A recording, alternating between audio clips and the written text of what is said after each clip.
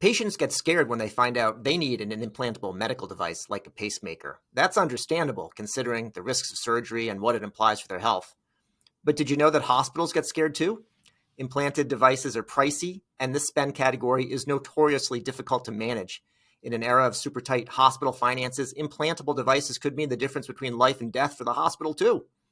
Hi, everyone. I'm David Williams, president of strategy consulting firm Health Business Group and host of the Health Biz Podcast, a weekly show where I interview top healthcare leaders about their lives and careers.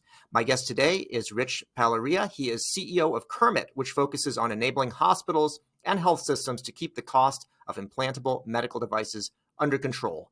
If you enjoy this episode, please press that like button and subscribe. Rich, welcome to the Health Biz Podcast. Thanks, David. It's great to be here. It's a great topic, so I'm really looking forward to getting into it. But you're a great topic too. You've done a lot of interesting stuff in your life up till before this. So let's start with that. What was your upbringing like, and any childhood influences that still stick with you today?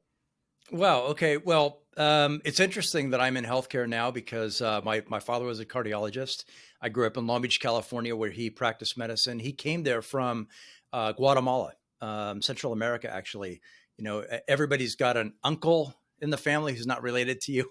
My dad moved from Central America to live with somebody in the States when he was very young. Was pretty smart, excelled in school, skipped a couple grades, and kind of a Doogie Howser story before that was kind of a thing. So, but I grew up in Long Beach, California. I think more so my mother than my father wished that I would have gone into healthcare. My mom also worked in the hospital as a volunteer. That's where she met my father. But no, this is as close as I will ever come to being a doctor. And I hope my mom is proud. So I think early influences likely were family members. I mean, I really looked up to my father. He worked long hours. There were times when he tried to get out and coach the baseball team with me or coach me in soccer and whatnot. He did a fairly good job, but that was scattered in between, you know, going into the operating room and doing surgery and seeing his patients. And, you know, I would say he probably was a doctor first. He really cared for his patients. He's passed now, but really cared for his patients and really kind of showed me how to do things in an excellent way.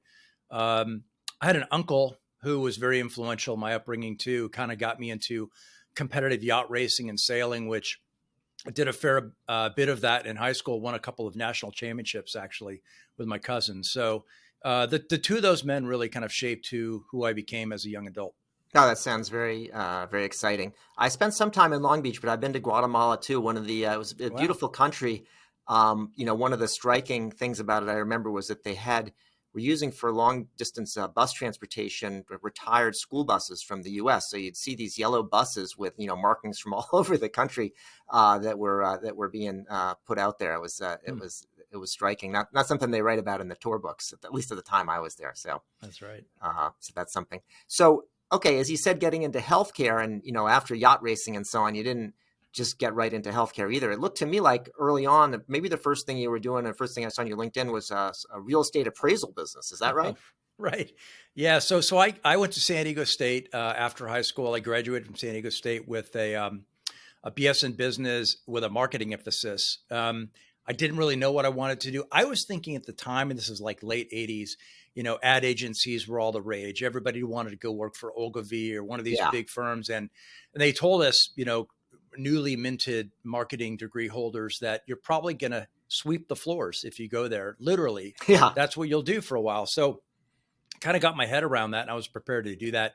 Sent out resumes far and wide, and then waited and nobody answered. So I was going through this will really date me.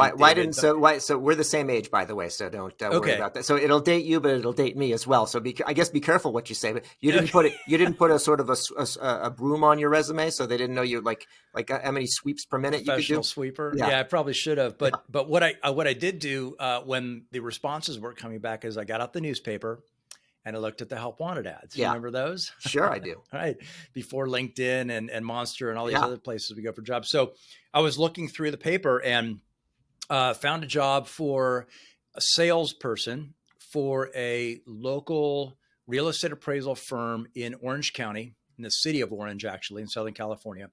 And they were a small organization. They had about 15, 20 appraisers. They had 2 principals, and they didn't have anybody who was winning the business. They had done it through the founders, and they were looking to kind of expand. So I answered the ad, went in, did the interview. I was one of 3 people that were hired onto a team, and I really excelled in that. Fast forward, actually, what happened was, this is George Bush 1 during his term. We had the savings and loan bailout situation that took place. And a lot of our appraisals were being called into court. And this organization closed up its operations. And I had all these clients who were ordering appraisals, but I had no appraisers and I didn't appraise property. So I said, you know what? I went to my dad. Remember, he's sitting behind the desk at a medical practice, fairly conservative guy. And I said, Dad, what do I do? I don't have a job anymore. I really loved working for this organization. I was making decent money. But I've got this opportunity. I've got all these clients who love me and all this work, but I don't have any way to do it. Should I open my own practice? Yeah. He said, no, I think you ought to take the sure bet. Go work for somebody and get a paycheck. Yeah. And went home that night and thought about it and said, you know what? I will be kicking myself for the rest of my life if I don't try this. Yeah. So that was kind of my first foray into entrepreneurship. I opened my own office, hired back a lot of the appraisers who I worked with previously, managed all of the existing clients and grew that business too. And what I realized pretty early on was I was giving the lion's share of the revenue to the appraisers and only keeping a small amount. Yeah. And I had all the liability and exposure. So I decided to learn how to appraise property. And back then you didn't have to have a license of any kind. You just print a business card and you were in business. So that's what I did. And I ran that business for probably a good 6-7 years. And it was great. I mean, for somebody in their 20s, this thing was putting off a fair amount of cash and was really kind of a fun way to kind of get into business ownership. No, that sounds good. And then from there, I saw Direct Fit. Mm-hmm. What was that about? Direct Fit was originally an organization called Integrated Partnerships, which sounds like a diversity, equity, and inclusion play today, but basically it was a technical staffing company. Got it. They would go out and find organizations who wanted to hire help desk people, LAN and WAN engineers. This is really dating both of us now. Those kinds of folks. And so they would go out and they manage the clients, and they'd also recruit to find all the candidates, and then they'd put them together. The organization grew through venture-backed funding, and it grew very, very quickly, got to be a national size firm, and it was acquired later by a larger company, actually here in the mid-Atlantic, that bought them, that really kind of owns the staffing game today.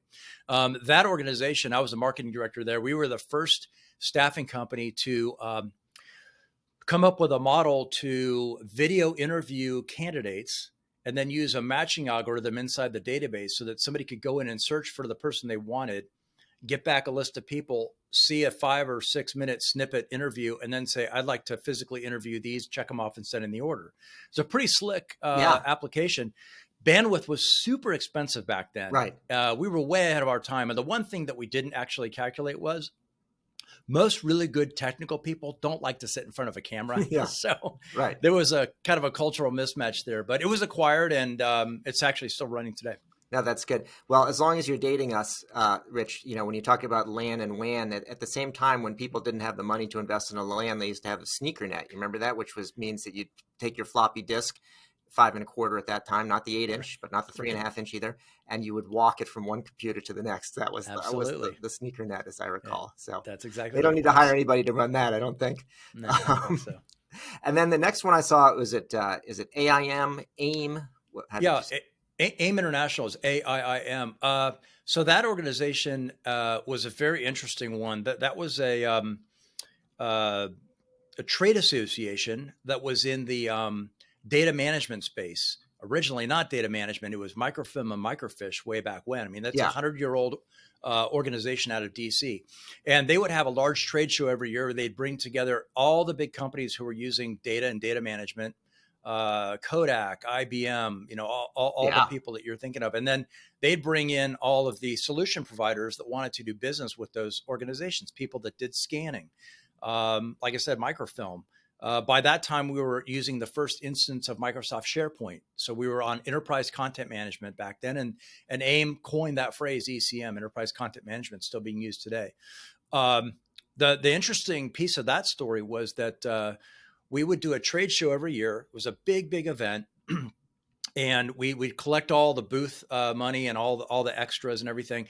And then we would operate during the year, publishing content, whatever, all year long. And we'd run that revenue down. And then we'd have a trade show and it'd come back Yeah. up. And we had the cycle. And that was pretty common back then, until the 9/11 attacks. Yeah. And our trade show was going to be at the Javits Center that year in New York. Yeah. In November. Right. So here we are, September 11th, and we're planning for this trade show this fall, and nobody's traveling, let alone going to New York City. Yeah. And so we actually, the CEO of the organization got together with the board, and they sold the show to Advanced Star, who still runs it today. AIM shrunk down from over 100 employees to just a core number of employees that produce content and are kind of thought leaders in the space. Got it. And then PA and Associates, what was that? That was my last company I started. I've exited that. I sold it to ProStar Logistics out of Salt Lake City. And that was a company that did spend management and cost reduction, very similar to what we do here at Kermit. But we were doing it in the transportation space. So parcel shippers, some of the largest parcel shippers in the nation would come to me, and I would demystify how FedEx, UPS, and DHL construct those agreements, how they bill for them. Yeah. You think you're going to spend $5 to get a package from A to B, and you get the bill and it's 15, and you're scratching your head why. So we would negotiate better rates on behalf of those customers. We would take a portion of what we saved them as our fee. So it was pretty easy to put in front of a CFO who said, I love this, I'll take the bet. And then we would just bill them every time we would manage the data that would come in every month. We'd send them a bill for what they saved, a lot of backup behind that bill to show them exactly how the calculations worked. And they struck us a check for part of it, and they keep the rest. Yeah. All right. Sounds good. Okay. So now I think I have an understanding of how you got up to where you are today. But the first question really has to be, is Kermit? I mean, what is that? What kind of name is that? I mean, where does it? It certainly brings certain, characters to my mind, I guess, both from our era. But why Kermit? Right. Well, let me give you the backstory that connects PA and Associates to Kermit, and then I'll give you the name, and then it'll hit you. So perfect. So I was running PA and Associates. It was a lifestyle business. It was making good income for me and my family. My wife had launched at that time an interior design firm. I started PA and Associates for her 25 years prior. And then we had kids, and she was done raising them. And she's like, I want to go back in the workforce, but I don't want to do that boring thing anymore. I'm really interested. And so she's got a successful design business. So I just ran it like a small business, and I had no intention of selling it. I had an attorney at the time who was helping me with my business dealings. She was also representing 2 former med device reps in a potential non-compete as they were thinking about starting up their own business. Yeah. And she listened to the idea they had. And the idea was this. We used to work inside of hospitals. We stood inside of operating rooms. We're tendering devices to a doctor all day long. And we know these are overpriced. It's $5,000 for this knee component, when I know down the street I just sold it to somebody for $3,000. Yeah. And so they kind of got tired of that whole sham, and they said, what if we came back to the hospital and told them, we know the street price of this stuff. We also know kind of where the tricks and the traps are in the lack of transparency in the billing. Why don't we come alongside you and help you reduce your costs? And in exchange for getting you savings, we'd like to keep a portion of the fee as our piece. So they tell this to the attorney, who then contacts me and says, you've got to meet these guys. Yeah. They want to do exactly what you're doing today in a different area. And you've got all the acumen, the software set up in the office and everything. Why don't you just go have coffee and meet?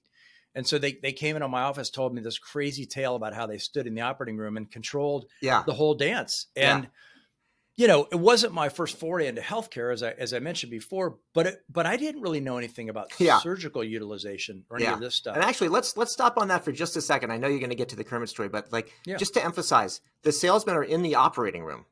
Correct. Right? That's weird, isn't it?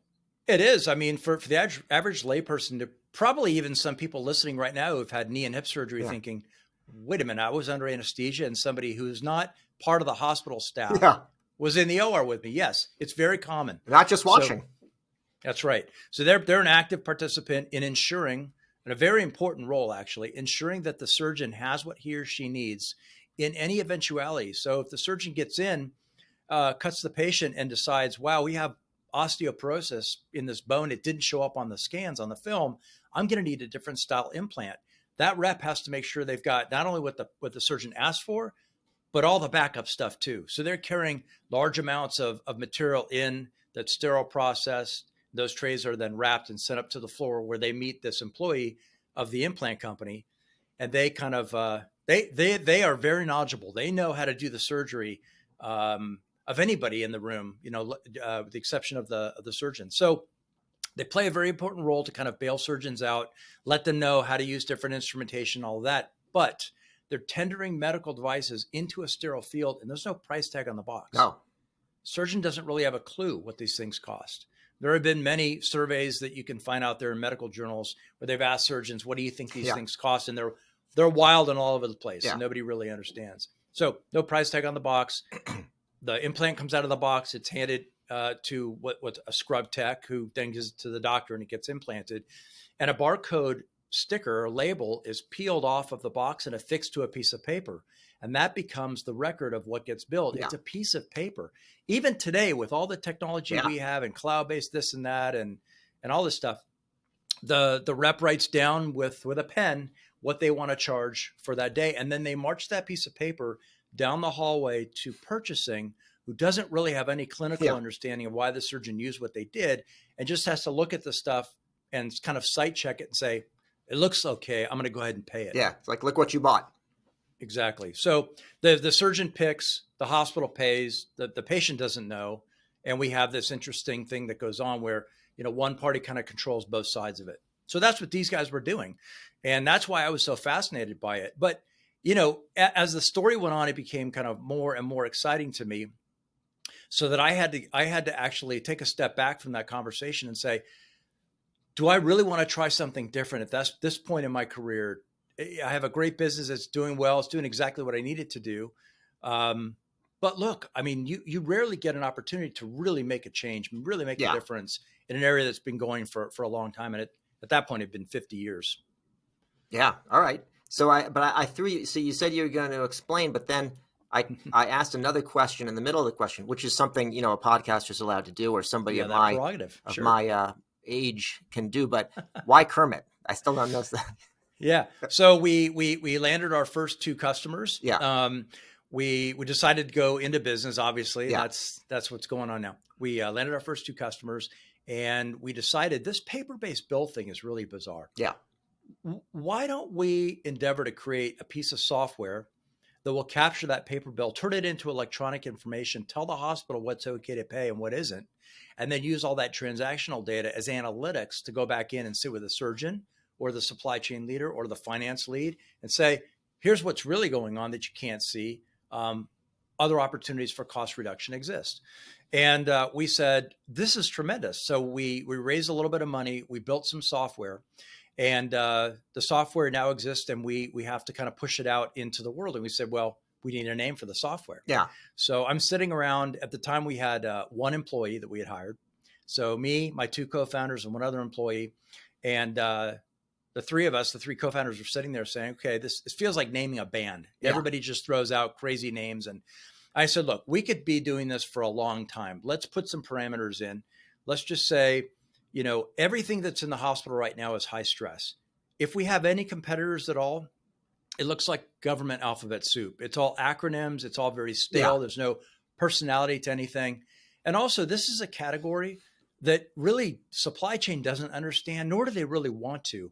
They don't want to deal with surgeons and tell them what to use. No. Surgeons understand the clinical part of this. So they really don't like this category. They'd rather somebody come in and make it super easy. So I said, kind of keeping that as a theme, at the beginning, I think it's a Spielberg movie, at the beginning of the movie where a kid sits on the edge of the moon and he casts the fishing pole out and the fly hits the water and ripples go out and the music plays. It's nice and easy. I said, that's the feeling, guys. That's a feeling I want. That's the essence of the brand. Now go. Right. And we started coming up with names. And one of my co-founders said to me, I said, childlike. I said, your childhood, something that was easy. And he says, Kermit. And the two of us look at him. We just laughed him out of the room. Yeah. We're like, there's absolutely no way. Yeah. Well, first of all, we'll never get a trademark on that.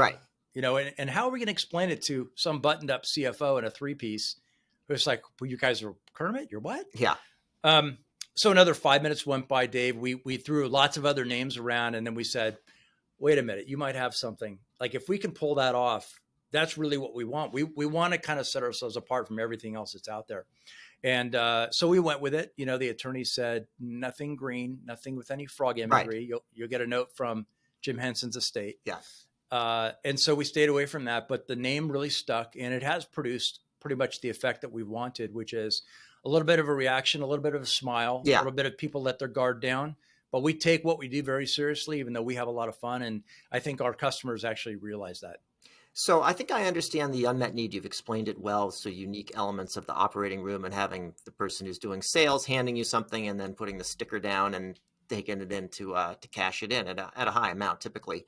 Yeah. Why had this not been addressed before? I guess you kind of answered that too in terms of purchasing managers, supply chain managers. They don't want to deal with this. They're not equipped to deal with it. Maybe they don't realize how big it is. But why Yeah. why hadn't it been addressed? I mean, it addressed, as you said, in the transportation business. Why not here? Right. I think there are kind of three big themes there. The first is hospitals were dealing with bigger cost areas they really needed to get under control. A lot of the stuff, if you just talk about surgery alone, a lot of the costs for many years had been in the post-acute care space. Yeah. So skilled nursing and all this other stuff. And Medicare came in, changed all the rules for reimbursement and said, these costs are out of control and they don't match at all. You have such variance, wide variance across the nation for the same services. You need to get a handle on this. So they kind of squeeze on that part of the balloon. Yeah. Hospitals concentrated on that. They looked at revenue cycle. That was a big deal. They looked at electronic medical records. It was mandated by the government to put this stuff in, and everybody got, a government cheese basically to do that. So this kind of flew under the radar, but it was a very high cost amount, but it was just under the radar of most CFOs. The second piece of this is that anybody who had tried to do this in the past tried to pull data from enterprise systems. Okay. So if you think about the scenario I gave you, this paper bill gets spot checked. It gets committed to the data stream. Somebody pays an inflated amount, and that data, which is now bad data, sits up in the enterprise system. Right. So any analyst, a Deloitte or any of those types of firms come in and they pull down this bolus of data and they start to analyze it and they go, wow, you have so much overspend when you don't. What's happening is you have cost avoidance that's not taking place because you're spending more than you need to. Nobody's managing the contracts. Yeah. Got it. So you've got to collect the data in the operating room, and that's hard to do. You've got patient care going on. You've got a ballet of lots of coordination with nurses and techs and the surgeon, and you don't need another piece of equipment in there where somebody's having to type stuff in. Yeah. Yeah. I think. Go ahead. Yeah, and then probably the third piece, the more nefarious piece, was you've got a lot of very, very large organizations, publicly traded organizations with powerful lobbying arms, protecting interests. And for a long time, we've had, this 510K FDA approval process for implants, which is not, I think patients would be shocked to find out. There's a documentary on this called The Bleeding Edge. Yeah. Out on Netflix. It's fascinating treatise on this whole thing, where not every implant comes before the FDA on its own merits to be evaluated. Mm-hmm. It's based on what they call a predicate device or something that was approved earlier. Yeah. And so think about this for a moment, David. You've got an implant company like Stryker, for example, comes to market with something brand new. They want to charge a premium for it, but they go to the FDA and say, no, it's substantially equivalent to what we released 20 years ago. We want you to give us the approval on that. And then they go to market and say, it's radically different than what we had 20 years ago. We want a premium on price. Which is it? Right. You can't have both. Yeah. So you can't, apparently you can have both, but you shouldn't. Until Kermit came along. Yeah. Right. So that was kind of the angle we wanted to take was, is it A or is it B? And if it's not A, then these devices all have to be categorized. Yeah. Based on what they do. And then we have to put a price cap on those, and everybody should pay the same amount for those devices. That's how it works in other countries where they have implant registries and lots of transparency. But in the US, we have lots of other interests and people with their hands in the pie. And so that's why you have an opportunity like this. Well, if nothing else, maybe it'll help the regulatory consultants as the device makers decide they better at least get a PMA so that they can say it's somewhat innovative. Yeah. So you mentioned, and I think you had the right group of co-founders because you had people that had been in the room, knew what was going on, and then you had the experience, running the business side of things in a similar space. You talked about starting there with having the one employee. How have you grown the business? What does it take to actually get it established and then to grow it? Yeah, so a lot of the activities, because we really didn't have any foil defense against, we had no competitors when we started this Yeah. at all. So we had to kind of pioneer on our own, and it was a lot of uncharted water we were sailing through. And we just, as founders, decided that we needed to do every job in the organization, so we had a real understanding of what that looked like. So, whether it was analyzing these paper bills coming through, or reading and understanding contracts, or negotiating against the vendors, or even building the software, sales, marketing, finance, HR. I mean, I've done all of those jobs here. So when we felt like we had kind of perfected something and got it to kind of version one, and had a couple of hospitals using it with real surgeries and real patients' lives and real dollars flowing through, then we said, okay, how do we step back and scale this now? And we've put in place, I think, pretty much every senior manager that we need here to do that. But we are a unique animal. We're one part consulting services, which is the subject matter expertise we deliver, Yeah. and one part software company, one part technology. It's hard for folks in the private equity world to understand what that looks like. They either want you to be pure software or pure services. But Yeah. we're starting to find now today, and it's kind of emerged in the past 10 years, that these technology enabled services, which is what Kermit really Yeah. is its own category. And there are investors who come in and want to look for those types of businesses because they tend to be very sticky. It's easier to keep your software there when you have people Yeah. providing value around it. So we've managed to hire strategic advisors who sit side by side with our clients and inform the data that comes out, the reports that come out of Kermit. They find additional savings opportunities. And these are highly paid, well-versed individuals. They're former hospital CEOs, Yeah. former VPs of supply chain for implant reps. Just a real interesting smattering of experience in that group. So we're at 30 people now. We think that's pretty much where we need to be to scale nationally. We've merged beyond the Mid-Atlantic, where we started, to a larger national base of customers, and have a national sales team, including some partnerships that are pretty interesting that help us cover the nation. But we only operate within the U.S. today. Got it. Now, the pandemic has had an impact on a lot of different areas. One of them is certainly related to hospitals and surgery, and particularly so-called elective surgeries, some of which are going to fit there. What has been the impact of on pandemic on the spaces that you deal with? Yeah, well, it's primarily that area you talked about. I mean, you remember these hospitals did not know what to expect when we heard we have this coronavirus and we don't know how fast it's going to spread. So let's hunker down. Let's put tents in our parking lots to triage people. Let's Yeah. close the operating rooms. They really didn't know what was going to happen, and neither did I. Right. As a CEO of a kind of a nimble company, I thought, okay, it looks like people are sending people home. Yeah. Let's at least participate in that. Yeah. We already had a very robust telecommuting policy. We were kind of in the office part-time anyway. Yeah. So that was very easy to adapt to. What we didn't expect, David, was, we looked at each other, and we said, well, the hospitals won't let us back in to have meetings there, and they're closing their doors, but surely they won't stop operating. Right. Of course. That's what they do. Wow. Were we wrong about that? So here's this model where we only get paid when hospitals do surgery and save money, and we bill them for a portion of the savings. And all of a sudden that just dries up. It was a very tense time. A couple of things we did as leadership here. We pledged every employee, even the ones that were hired just 2 weeks prior to the pandemic breaking, we were not going to let anybody go. We would avail ourselves of any programs, money that's available, anything we can, including dipping into our own cash reserves to keep everybody on payroll. And I'm very proud of the fact that we didn't let anybody go during what amounted to almost two full years of no revenue coming in. Yeah. So we got a very loyal, dedicated team here at Kermit, and I think that's one of the reasons why we treat them well. The other thing was that we had to kind of back up and look at all the assets we had created, and was there another use for the software? Could we do something else that didn't require surgery to happen? And one of the things we found was we built this kind of unique little piece inside the software, just a little feature that parses all the FDA recalls that come out. And it matches them against the catalog number of an implant and the range of lot numbers that have been recalled. And so we can tell a hospital in real time, you've implanted a med device that now has an active recall. And what level is the recall? Is it urgent? Like, are people's lives at risk? Yeah.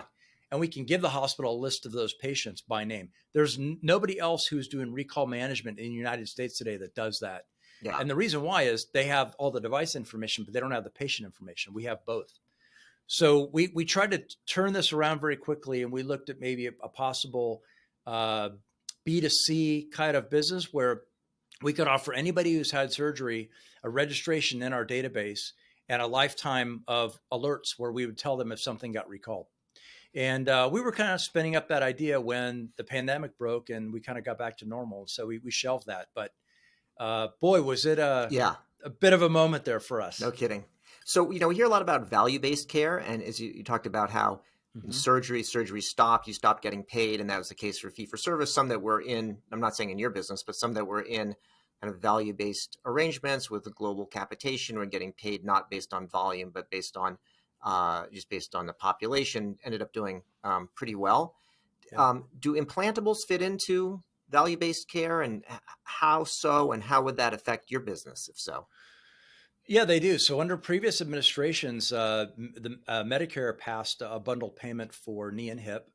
They expanded that later to cardiovascular surgery in certain areas of cardiovascular. And what they did was just like we talked about with the post-acute care piece of it, they started to squeeze the balloon on the intraoperative part, Yeah. the implantables. And they said, how can you have a knee replacement that costs 9,000 in one hospital, 19,000 in another, and 59,000 Yeah. in another? We've got to get this to, something in the middle. And if everybody can manage to get their price there, we'll let the hospital keep a portion of what they save. And they even sanctioned that fee splitting with their surgeons. So up until that point, you had to have the OIG involved in any kind of a gain sharing type of thing. And it was very onerous to draft those agreements. Now government's coming back and saying, surgeons, you participate, and hospitals, you participate, and you run your healthcare system like every other business in the US, where you're conscious about your cost and you also have great outcomes. So if a patient came back for any kind of readmission, they would say all bets are off. We're not letting you keep any of that Yeah. money. Within that first episode of care, within like 60, 90 days, we were going to take it away. So they released the bundle. It got a lot of traction in the very beginning, but they released it in kind of these different MSAs. So certain pockets of the nation were compelled to participate while others weren't. And it created this interesting situation that I'm not sure even the government understood, which was during the previous 10 years, health systems grew by acquisition. Yeah. And so what they had was a mishmash of it. Let's say they had 40 hospitals, 10 of them were part of the bundle, 2 were in an optional category, 1 was in a demonstration state like Maryland, and the rest didn't have to participate. Yeah. It made it very difficult for them to figure out all this stuff out. So they just said, this is crazy. We can't figure it out. You've got to slow this whole march from fee for service to value-based medicine. And they were successful in doing that. It's mostly around hospitals that kind Yeah. of shut that down. So we haven't really seen the golden era of how value-based is going to really shake out with implantables and surgery. But make no mistake, the blueprint is there. And if Medicare pulls it off, private payers will want to go that way too. And it makes complete sense for the self-insured, for the employer to do that. I mean, they're already dictating where their employees go to get knee surgery, hip surgery, and they're making direct deals with providers. So I think that's a very interesting thing that's happening. Well, it sounds like a great business, and I wish you the very best with that. I want to turn for a minute to a couple of other things. I see you've got a podcast of your own, so I appreciate having a fellow podcaster on the podcast. What's the focus there, and how's that podcast going? Yeah, it's been an interesting journey. It's called Healing the Hospital. And the whole idea is, we're not talking about the direct area that Kermit participates in. It's really just a thought leadership piece to get hospital leaders in front of the marketplace. There just aren't enough voices right now talking about the urgent things in healthcare, the staffing shortage, the fact that nurses walked off the job during COVID, and for all the reasons we know about, we saw it all on TV, but they're being hired back as contract workers at 3 and 4 times Yeah. their salaries. Healthcare is just broken. I have a client of mine who is a senior vice president of a health system, and he said, we will need to fundamentally rethink how we deliver healthcare. It's not sustainable anymore the way we're doing it, posting these huge losses. And we saved them $55 million in 4 years. So it wasn't an insignificant amount of money we helped with. But even then, we can't overcome or stem the tide of what's going on. So Healing the Hospital is about interviewing people we call hospital healers. They're basically the kind of people that you and I know who, when they turn over a rock and they see a problem, they don't put the rock back and pretend it it wasn't there, and they walk away. Like they can't sleep at night because it bothers them so much. So the types of people we've had on the show have been fascinating people that have been at the helm of hospitals during the pandemic and had to figure that out. One of my guests was at the helm. She was the chief nursing officer during the pandemic, but also endured a really nasty cyber attack Yeah. that involved some ransomware. And the FBI said it was, if you're going to be attacked by anybody, these were the nastiest of the nasties, worldwide. Great. They were known. So, we've got a good group of guests lined up. We've got surgeons who perform spine surgery ready to come in and talk about, is surgeon preference really a thing? Or, where does that come from? Yeah. Just really fascinating people. So that's been fun. Gives me a little way to kind of stretch my legs in some other areas that I really enjoy. That sounds great. Have you had a chance to read any good books lately? That's all I do, I feel like. Yeah. And in fairness to read, I mean, we can put that in air quotes these days. I do a lot of Audible. Yeah. So I'm spending time in the car or on an airplane. That's all I'm doing. There's no music, although I love music. I'm listening to audiobooks. So yeah, I've got a handful that I've absolutely loved recently. Henry Cloud wrote one called The Power of the Other, which is a fascinating book on leadership and how to kind of put the right people around you that can make you better. There was one called Own Your Past, Change Your Future, just like what it sounds, by Dr. John Deloney, and that was really cool. I'm now reading one called 75 Hard by Andy Frisella, and his mentor wrote one called The Power of One More by Ed Milet. And both of those kind of go hand in hand. They're about just taking the next step in your own personal journey with fitness and reading and discipline and just being a better person. But the one that really transformed my thinking was kind of last September, was Jason Redman's book. And he was a former Navy SEAL who had basically half of his arm and half of his face blown off in the Mideast. And he wrote one called The Trident. The subtitle is The Forging and Reforging of a Navy SEAL. Great. And it's just an amazing book. And if anybody is out there who's just really honored by what the military has done and is fascinated by that whole world, I think you really enjoy it. Thanks for sharing all those books. Well, Rich, it's been a joy to have you here on the Health Biz podcast. Rich Palarea, CEO of Kermit. We've been talking about implantable medical devices and keeping those costs under control. Thanks so much for being a guest today on the Health Biz podcast. I really enjoyed it. Thanks so much for having me, David. You've been listening to the Health Biz podcast with me, David Williams, president of Health Business Group. I conduct in-depth interviews with leaders in healthcare business and policy. If you like what you hear, go ahead and subscribe on your favorite service.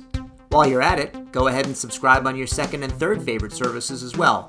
There's more good stuff to come, and you won't want to miss an episode. If your organization is seeking strategy consulting services in healthcare, check out our website, healthbusinessgroup.com.